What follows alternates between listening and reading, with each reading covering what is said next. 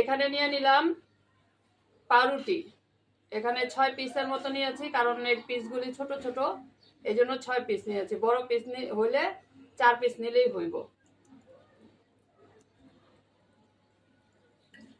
পাউরুটি সবগুলি এটার মধ্যে ভিজে, পানির মধ্যে ভিজে এখানে দিয়ে নিলাম।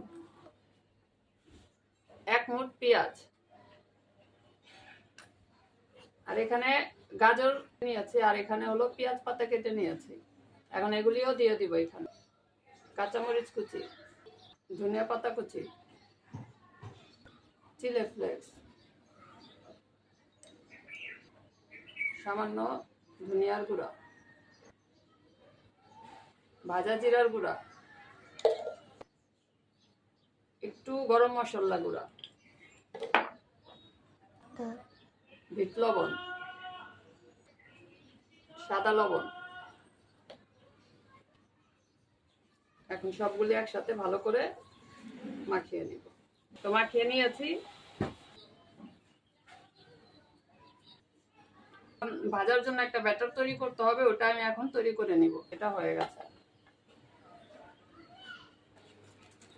এখানে নিয়েছি 1 প্যাকেট নুডলস, ম্যাগি নুডলস নিয়েছি, গুঁড়ো করে নেব ছিল, সেটাও এখানে মিশিয়ে দেব।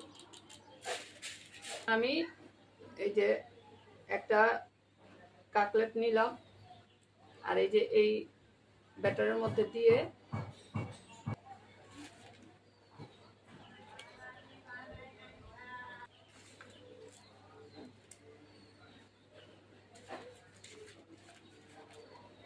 এই যে বানিয়ে নিলাম, বানিয়ে নিয়েছি। এখন ভেজে নিব।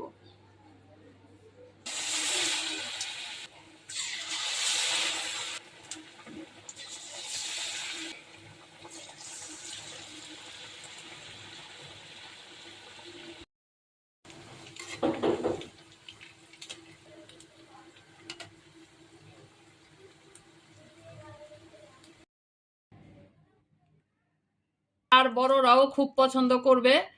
দেখেন ভিতরটা কত সুন্দর। তো আর যদি সাথে সস হয়, সস দিয়ে তো এটা খুব ভালো জমে যায়।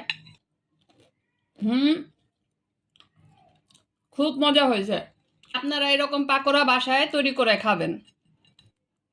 সবাই ভালো থাকেন। আল্লাহ হাফেজ।